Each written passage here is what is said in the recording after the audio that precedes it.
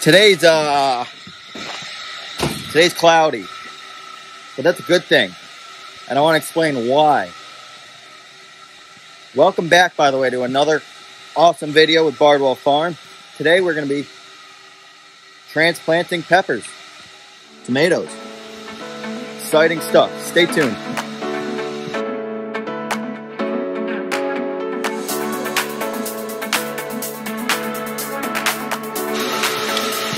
So today we're going to be transplanting tomatoes into, these are, 4.5 inch pots. These are 4.5 inch pots.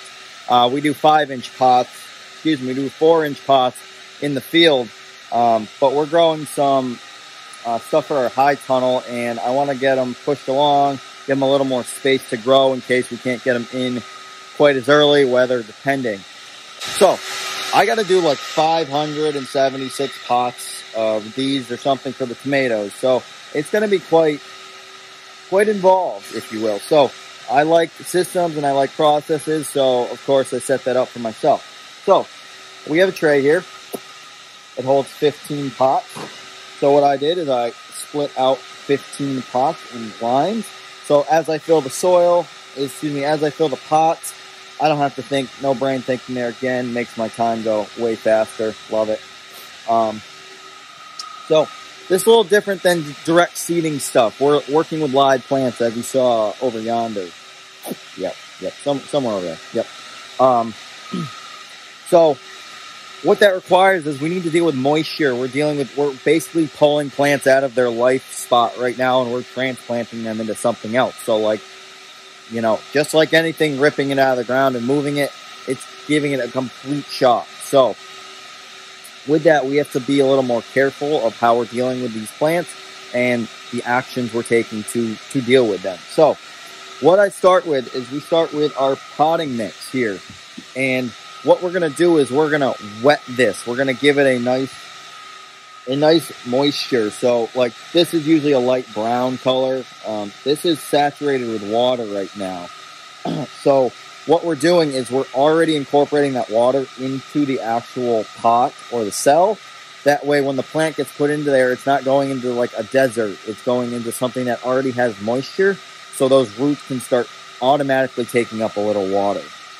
So what we do is I created this handy dandy thing, and I didn't think it would be as awesome as it's turning out to be, and it really is. So I put a whole bale of potting soil into here, and I took our little wand, and I just watered the crap out of this.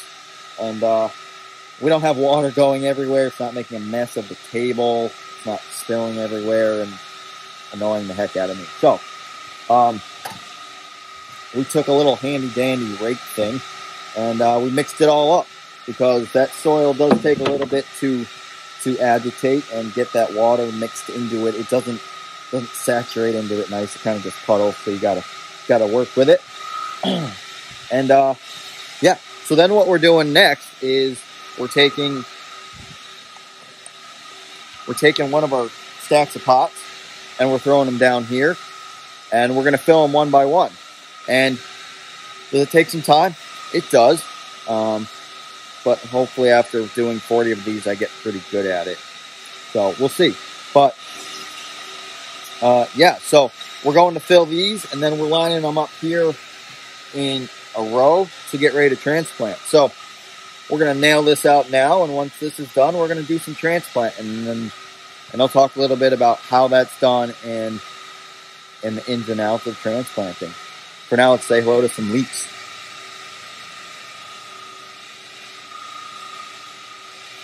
Say hello. Good. So, who wants to fill some pots with me? Let's do it.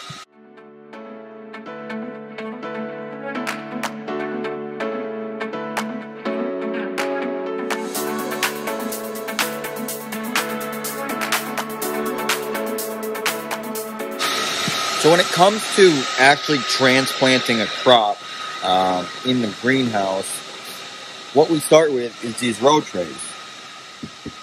And we did a quick video and some pictures of showing how we seed these. And that's all it is. It's just these these seeds that are planted in a row. And what we're going to do is the first step we do in the process of all that is we water this down really, really well. Saturate it well. It's now raining. What that does is we're going to pull these plants right out of the soil here. So they've like set their roots down into this.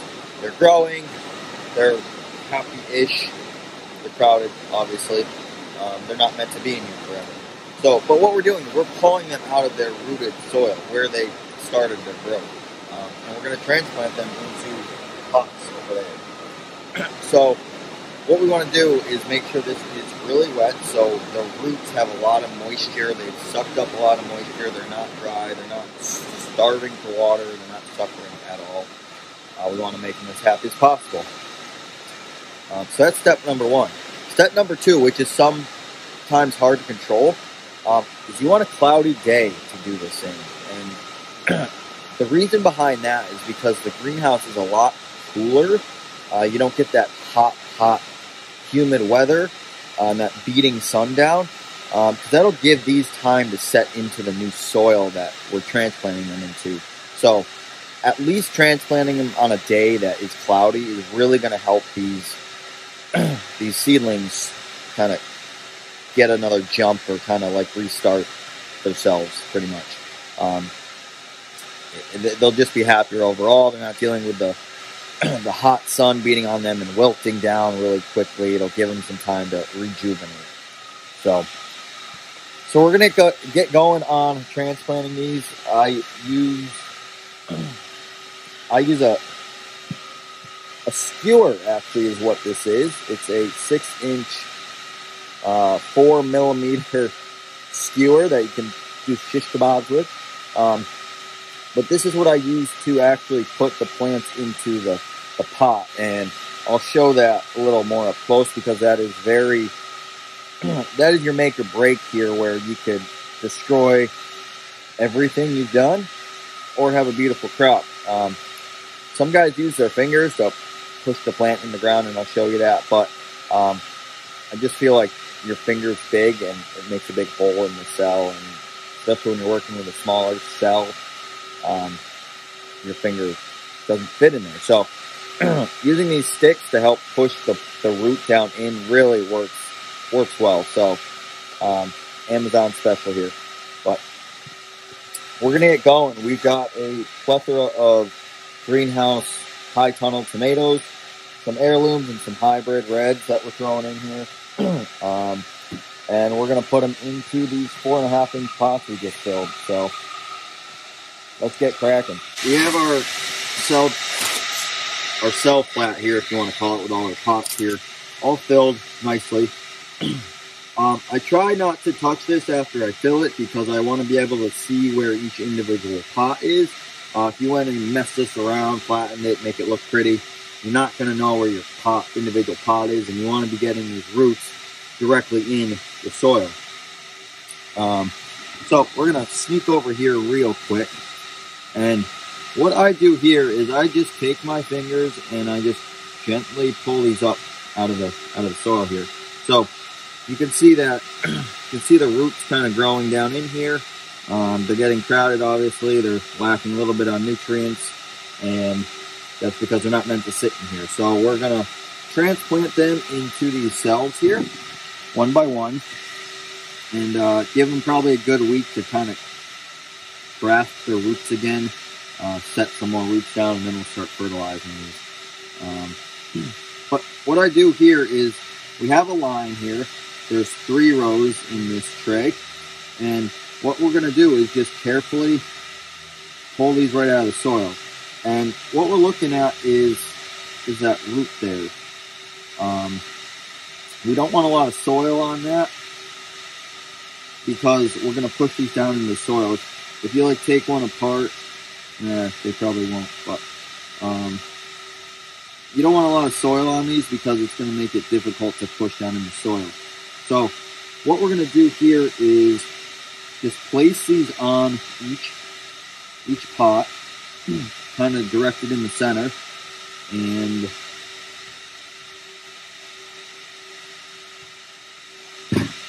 I like to have a compost bucket nearby because Some guys will just like pluck each plant out of the soil. I kind of like to hold them in my hand. I think it goes faster. So then you're left with all this soil with no plants, and I don't like a messy greenhouse, so we'll put them in a compost bucket. So you want to be gentle with these. You don't want to pull them too tight. You don't want to wait so long to where these roots are like really long and leggy and intertwined. It's just going to create kind of a headache with doing this. So what we have now is we got all the plants lined out, waiting to be put into their new home. So we're going to take our little skewer stick here, and what we're doing is we're going to push these plants down in the ground in the root zone. We don't want to be pushing them down in the stem zone. We want to be somewhere in the middle here, or closer to maybe where the stem's kind of sitting. But if we're pressing here where the stem is, you have a good potential of breaking that stem, and that could result in a dead plant. And I've heard the nightmares of someone doing a whole setting of peppers and pushing them in here and killing them all, and then having to start over. So we're gonna push right here in the soil, and it's just a gentle push right down into the pot here.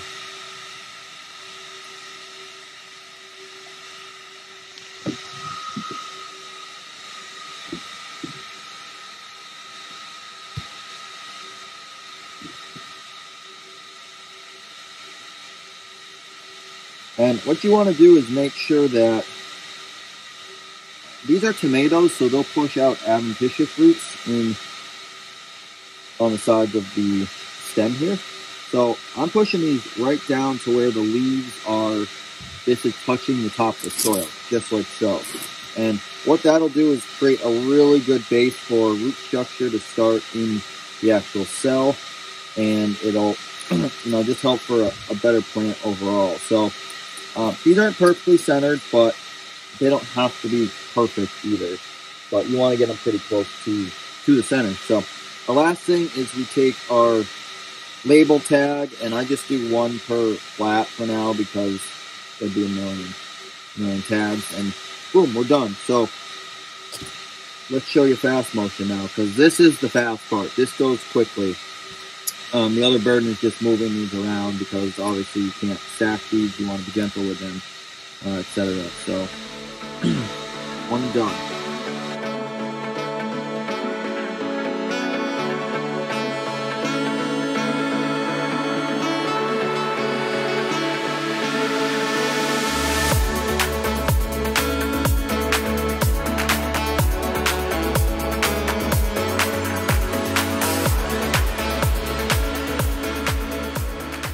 So another tip with transplanting into cell trays or pots is that you notice this right here. You got the same plant, but a couple different stages of growth. So what I like to do is I overseed the amount I need regardless. That way I know I have exactly as many plants as I need at the time of when I'm doing this. But what I like to do is I like to separate them by size and growth stage. So when you're transplanting your cell tray here,